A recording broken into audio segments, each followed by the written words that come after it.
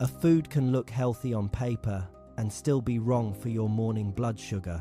So someone could be eating oatmeal, fruit, yogurt, or multigrain toast and still see their number jump?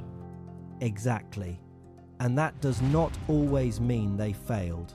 It may mean the breakfast was built in a way their body could not handle well. That is going to surprise a lot of people. It should, because most people are asking, is this food healthy?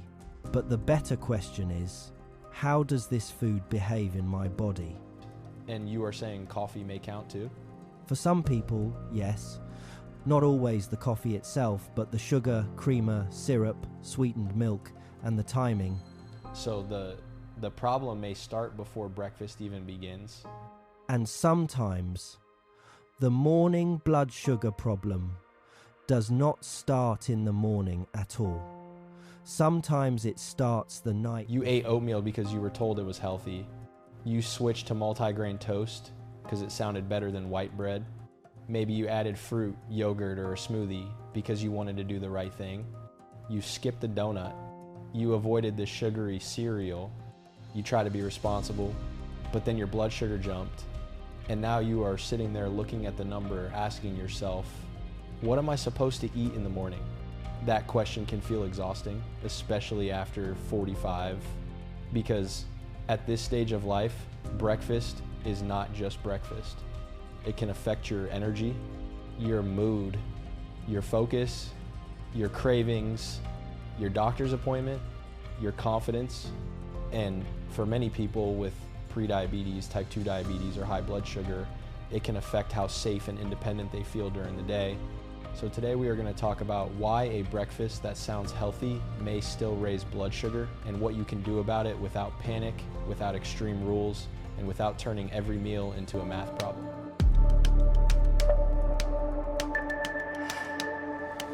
And before we get into it, if conversations like this help you understand your body with less fear and more clarity, consider subscribing.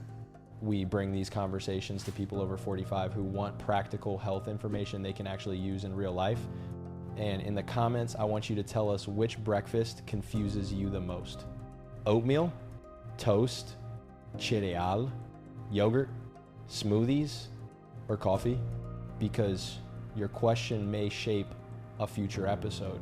Today, we are sitting down with health expert Mr. David in his office to talk about one of the most frustrating morning problems people face after 45, why blood sugar can rise even when breakfast looks healthy. And this is not going to be a simple eat this, never eat that conversation, because that is where many people get trapped. One person says oatmeal is good. Another person says oatmeal spikes them every time. One person says fruit is healthy. Another says bananas send their blood sugar through the roof. One person says multigrain bread is better. Another says bread is bread. So who are you supposed to believe? That is what we are going to unpack today. Not with fear, not with shame, not with another confusing food list, but with a simple framework you can use tomorrow morning. Host, Mr. David, thank you for having us here in your office today.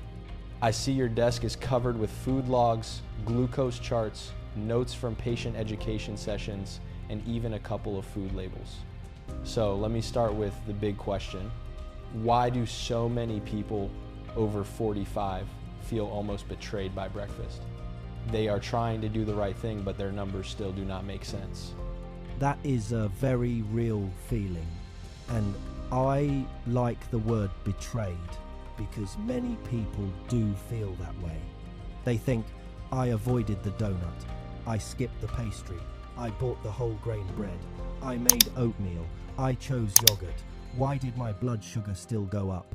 And the answer is usually not that they are careless. It is usually not that they are lazy. Most of the time, they were trying to help themselves. The problem is that many people were taught to think about food in a very simple way. Healthy or unhealthy, good or bad, allowed or forbidden. But blood sugar is more personal than that.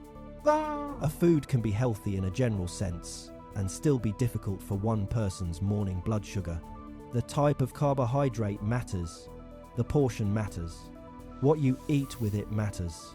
What you drink with it matters. Your sleep matters. Your stress matters. Your medication matters. And your own body's response matters. That is the part many people were never taught clearly. Before we go further, we need to be clear about one thing. This conversation is for education only. It is not personal medical advice. It is not a replacement for your doctor, your medication, insulin, or your diabetes care plan. Exactly. And this matters a lot. If you take insulin or diabetes medication, do not suddenly skip meals, cut your carbs very low, change your medication timing, or add a lot more exercise without talking with your healthcare team. Some diabetes medicines can lower blood sugar too much, especially when food, activity, or meal timing changes. And if you also take blood pressure medicine, heart medicine, cholesterol medicine, antidepressants, or other prescriptions, it is even more important to ask your doctor or pharmacist before making major changes. The goal today is not to tell anyone what medicine to take. It is not to tell anyone to stop anything. And it is not to diagnose anyone. The goal is to help people notice which morning habits may be making blood sugar harder to manage, so they can have a better conversation with their doctor, pharmacist, dietitian, or diabetes educator. Better breakfast choices matter, but safe choices matter even more. Let me bring this into a real life scene. Imagine Linda. She is 58. She lives in Ohio. She works part-time, helps with her grandchildren a few afternoons a week, and she is trying hard to take her health seriously. Her doctor told her that her blood sugar is creeping up, so Linda decides to clean up breakfast. She stops buying donuts. She stops eating sugary cereal. She starts making oatmeal. And because she wants it to be healthy, she adds banana, a little honey, maybe some dried fruit, and a splash of flavored creamer in her coffee. She sits down thinking, I am finally doing the right thing. Then later, she checks her blood sugar, and the number is higher than she expected. Now she feels defeated. She thinks, what else am I supposed to do? I ate oatmeal, isn't that what healthy people eat? Mr. David, when someone like Linda has that experience, what is the first thing you want them to understand? I want Linda to understand that one high reading does not mean she failed. It means her body gave her information. That is very different. A blood sugar number is not a moral judgment. It is feedback. It is like the dashboard in your car. If a warning light comes on, you do not scream at the dashboard and call yourself a bad driver. You use the light as information. Something needs attention. Blood sugar can work the same way. Linda's oatmeal may not be the problem by itself. The issue may be the portion. It may be the banana. It may be the honey. It may be the dried fruit. It may be the sweetened coffee. It may be that she ate mostly carbohydrates without enough protein. It may be that she slept poorly the night before. It may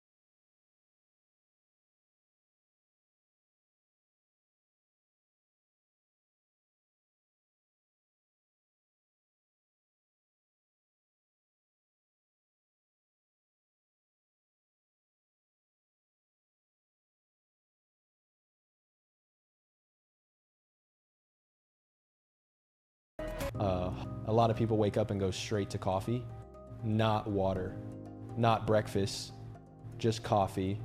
Why does the script start with water?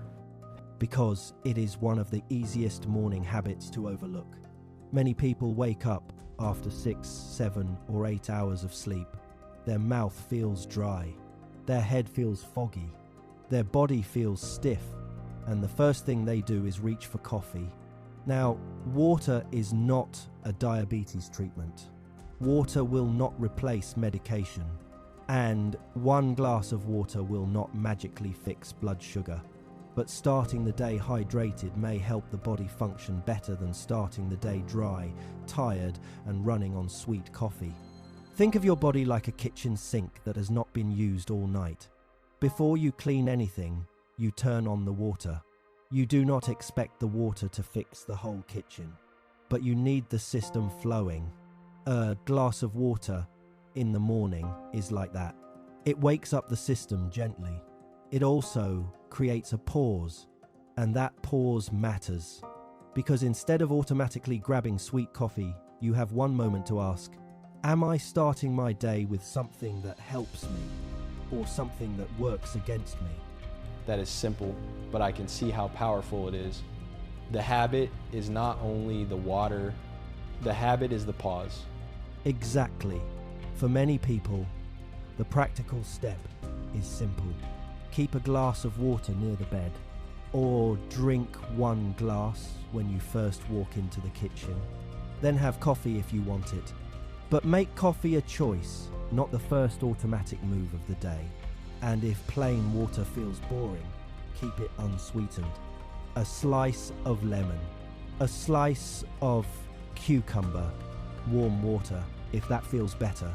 But do not turn water into juice. Do not add sugar, and be careful with flavored drinks that look healthy but contain sweeteners or carbohydrates you did not notice. And who needs to be careful with extra water? If a doctor has told you to limit fluids because of kidney disease, heart failure, or another medical condition, follow your doctor's advice. Do not force extra water because you heard water is healthy. For most people, 1 glass in the morning is a small, reasonable habit. But medical instructions always come first. So water helps people start more carefully, but breakfast is where the real blood sugar story often begins. And that brings us to protein. Part 9, morning habit 2, protein as the anchor. You use the phrase protein anchor. What do you mean by that? Breakfast needs an anchor. Think of a small boat sitting on moving water. If there is no anchor, the boat drifts quickly. Many breakfasts do the same thing. They drift fast. A bowl of cereal, toast with jam, oatmeal with banana and honey, a muffin with coffee, a bowl of fruit by itself. These breakfasts may look light. Some may even look healthy. But for many people watching blood sugar, they are missing the anchor. They are mostly carbohydrates. And when breakfast is mostly carbohydrates, especially without enough protein, fat, or fiber beside it, blood sugar may rise faster than expected. So the question should not be only, can I eat oatmeal or can I eat fruit? Right. The better question is, what am I eating with it? Toast by itself is one thing. Toast with eggs is different. Oatmeal by itself is one thing. Oatmeal with plain Greek yogurt, nuts, or another protein source may affect the body differently. Fruit by itself is one thing. Fruit with cottage cheese or plain yogurt is a different breakfast. Protein helps slow the meal down. It can help people feel full longer. And it may help reduce that mid-morning crash where someone eats breakfast at 7 and feels hungry, tired, or shaky by 10. That matters after 45, because the issue is not only the spike. The crash afterward can affect mood, focus, energy, cravings, and the rest of the day. What are some simple protein anchors? Eggs with vegetables. Plain Greek yogurt with a small portion of berries. Cottage cheese with cinnamon. A tofu scramble with peppers and onions. Leftovers from dinner, if that works for the person. A small serving of oats paired with a protein source. Breakfast does not have to look like a commercial. It just has to work for your body. And if someone does not eat eggs, that is okay. If dairy bothers the stomach, that is okay. If nuts or seeds are not safe because of allergies, digestion problems, kidney concerns, or another medical condition, do not force them. The point is not one perfect food. The point is structure. Protein first, then fiber, then a careful carb portion. That is a clean framework. Protein first, fiber next, careful carb portion after that. Yes, but we need the safety note again. If someone takes insulin or diabetes medication, they should not suddenly cut their usual carbs very low or skip breakfast without talking to their healthcare team. Some medications are timed around food, and if food changes too much, blood sugar can drop too low. So the safer approach is small adjustments, watching the response, and asking a doctor, pharmacist, dietitian, or diabetes educator what is appropriate. This is not about being strict. It is about being steady. And once protein anchors the meal, fiber becomes the next piece. Let's talk about that. You call fiber a speed bump. Why? Because fiber can slow things down. It does not erase carbohydrates. It does not cancel a large bowl of carbs. It does not give permission to eat unlimited bread, cereal, or oatmeal. But fiber can change how fast some foods move through the digestive system. Think of traffic on a road. If there are no speed bumps, cars can rush through quickly. That is what can happen with refined carbs or sugary breakfast foods. They move fast. Blood sugar may rise fast, and a few hours later, energy may drop fast. Fiber is like a speed bump. It helps slow the traffic. So 2 breakfasts with the same amount of carbs may not feel the same in the body. Health expert, Mr. David. Exactly. A sugary cereal with very little fiber is one thing. A smaller serving of plain oats with protein and berries is different. White toast with jam is one thing. A balanced plate with eggs, vegetables, and a controlled carb portion is different. The carb still counts, but the way it arrives in the bloodstream may change. Most people miss this. Fiber is not a free pass. Fiber is a break, and for people watching blood sugar, breaks matter. Host: where can people get fiber at breakfast? Health expert, Mr. David. Vegetables in an omelette. Spinach, peppers, mushrooms, onions, berries, added to plain Greek yogurt, avocado, chia seeds, or ground flax seed, if those are safe for the person. Beans in a savory breakfast. And yes, for some people, plain oats can provide fiber too. But the whole breakfast still matters.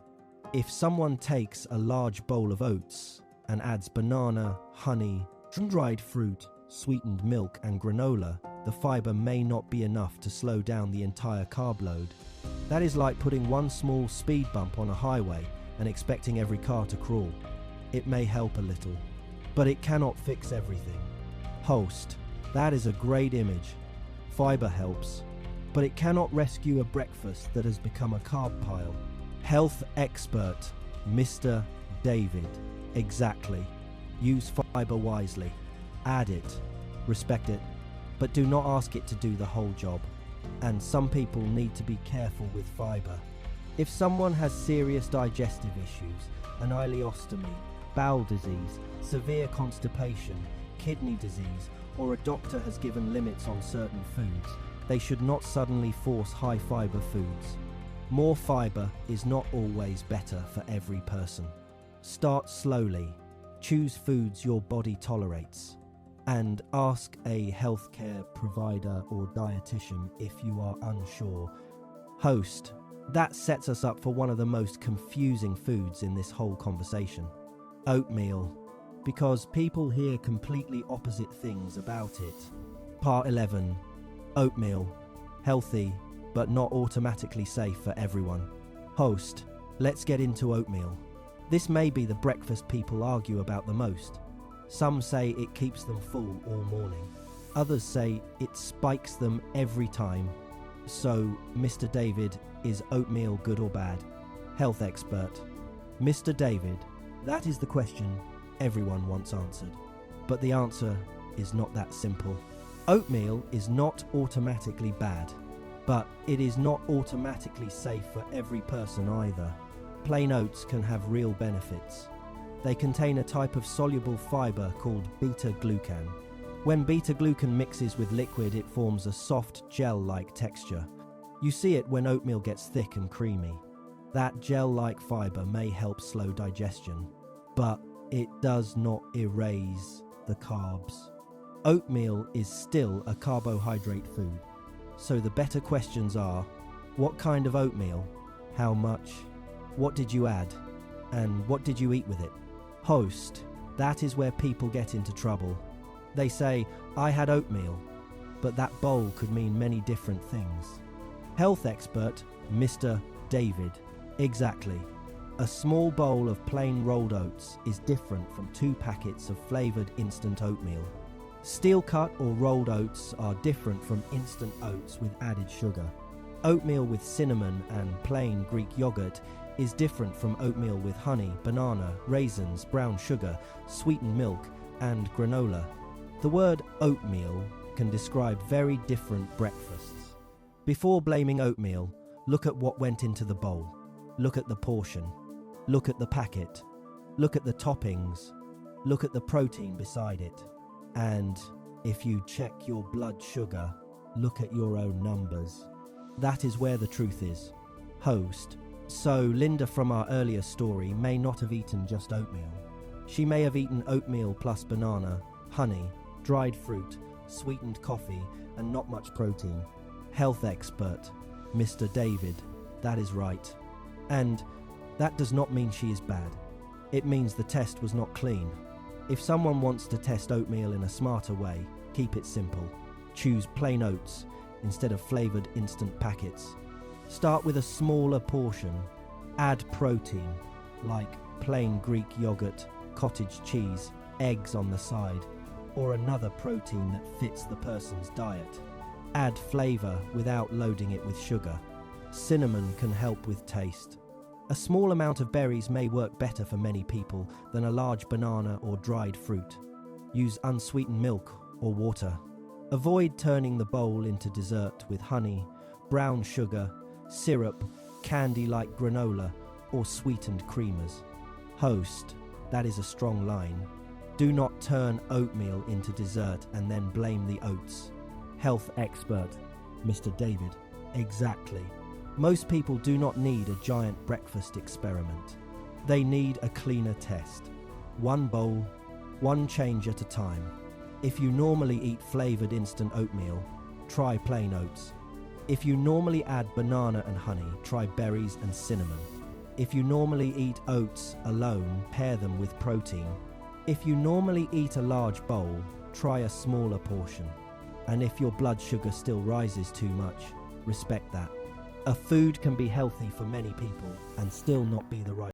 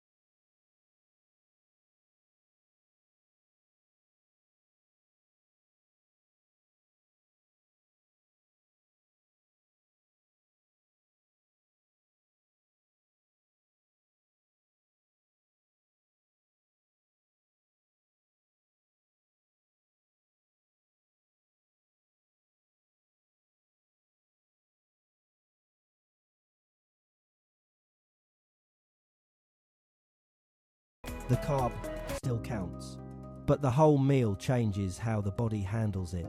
Host, I like the campfire metaphor from the original script. Can you explain that? Health expert, Mr. David. Sure. Think of breakfast like a campfire. Carbs are like dry paper. They can burn fast. Protein and fiber are like thicker wood. They help the fire burn more slowly.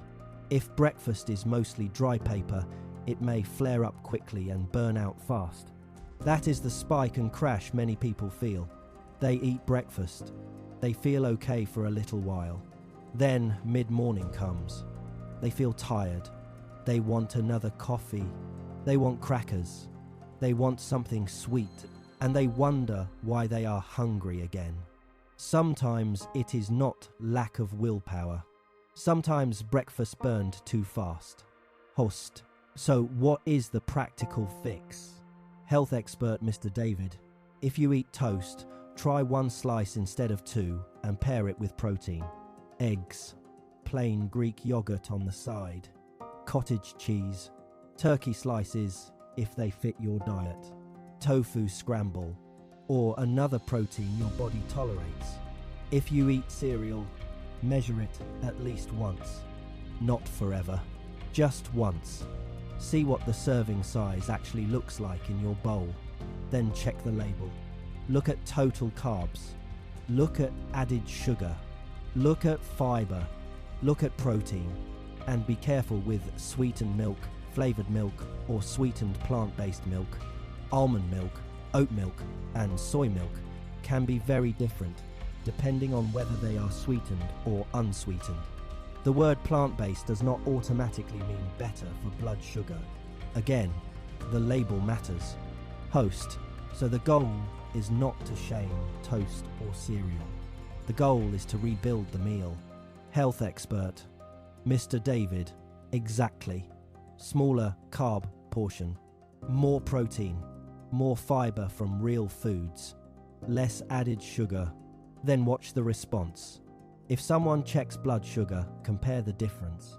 Toast alone versus toast with eggs. A full bowl of cereal versus a measured portion with protein. Sweetened milk versus unsweetened. 2 slices versus 1. Small tests can teach more than a generic food list.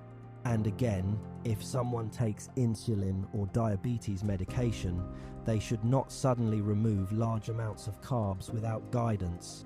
A safer approach is small changes and communication with the healthcare team. Host.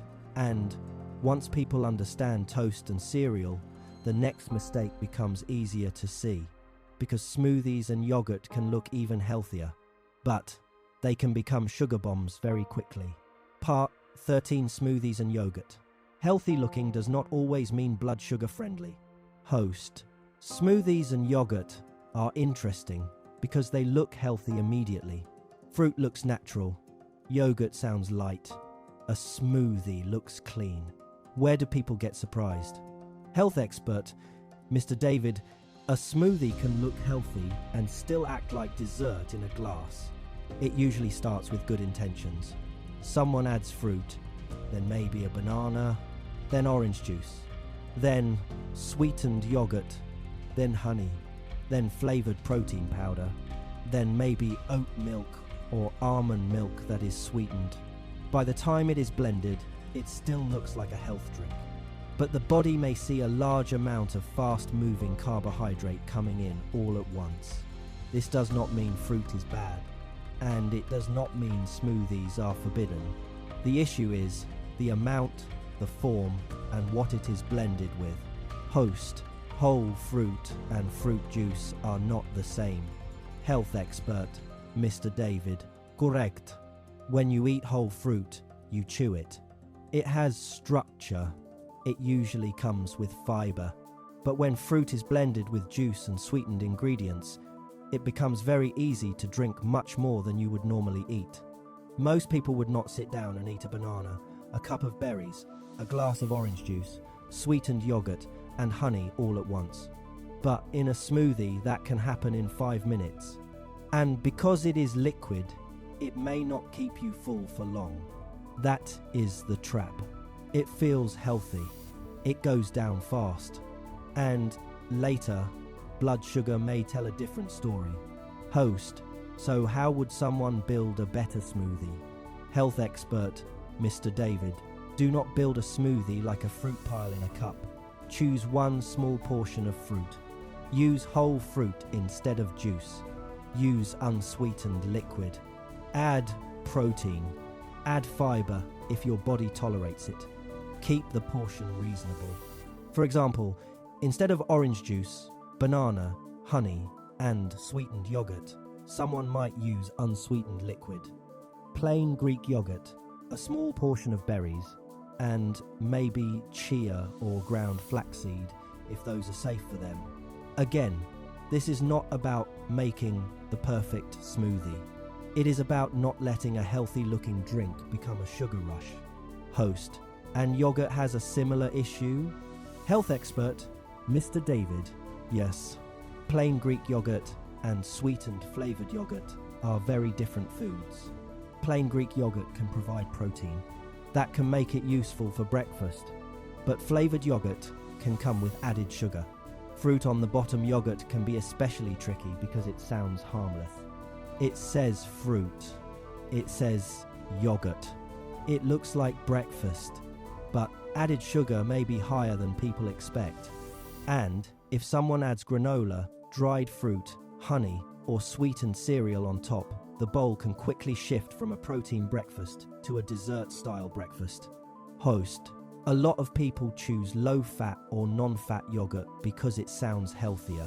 What should they look at?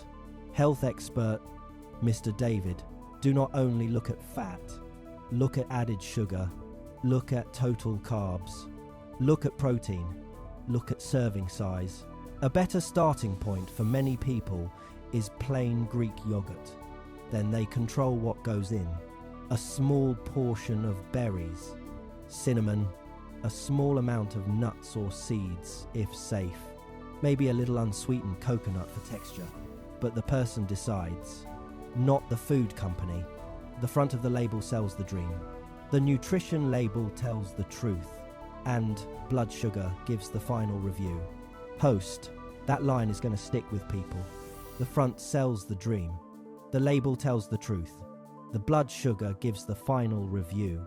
Health expert Mr. David: that is how I want people to think about it.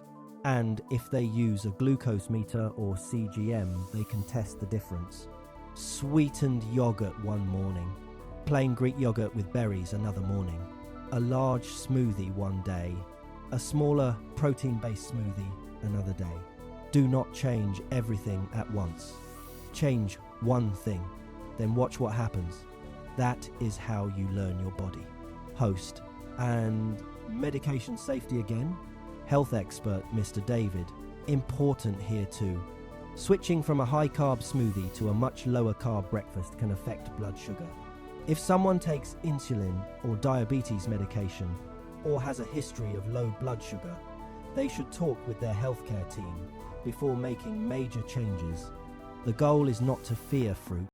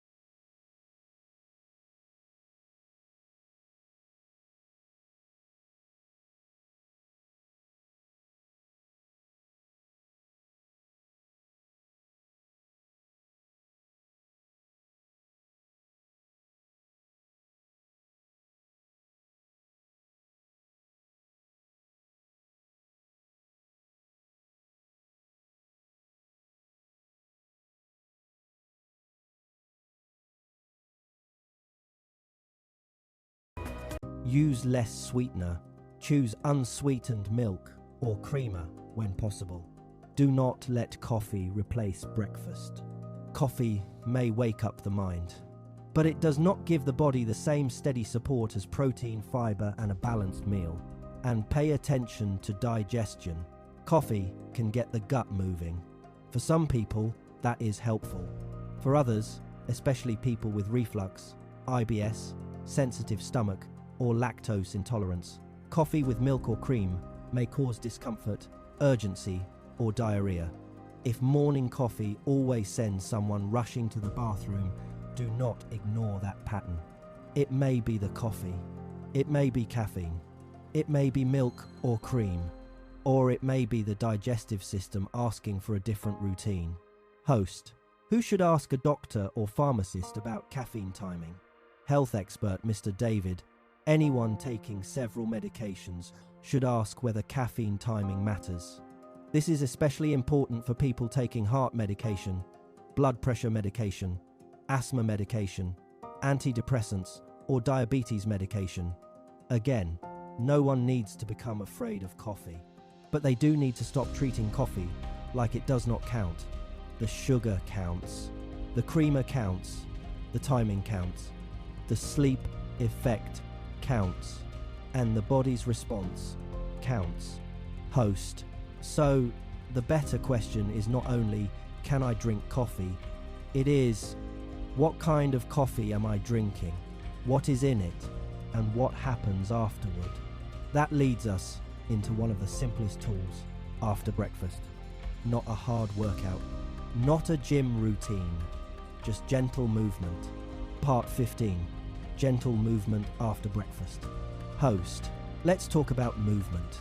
Not exercise in the intimidating sense. Not a hard workout. Not going to the gym at 6 inches the morning. Just movement. Why does this matter after breakfast? Health expert Mr. David: after breakfast, the body has work to do. It has to handle the food that just came in. It has to move glucose from the blood into the cells, where it can be used for energy. One way to help that process is to gently use the muscles. Think of muscles like little engines. When the engines turn on, they use fuel. You do not need to race the engine, you just need to get it running. That is why a short walk after breakfast may help many people feel steadier. Not because walking is magic, but because the muscles are no longer sitting completely still after the meal. Host: a lot of people think, if I cannot exercise for 30 minutes, why bother? Health expert Mr. David: that is the wrong question. The better question is, what small movement can I do safely after eating? For one person, it may be a 5-minute walk around the block. For another, walking inside the house. For someone else, standing up and sitting down slowly a few times. Gentle chair exercises. Marching in place while holding the kitchen counter. Light housework. Walking down the hallway during a TV commercial. Small does not mean useless. Small means repeatable. And repeatable habits are the ones that can change the day. Host: I like that. The goal is not to punish your body for eating. The goal is to help your body use what you ate. Health expert Mr. David: exactly. You are not moving because you did something wrong. You are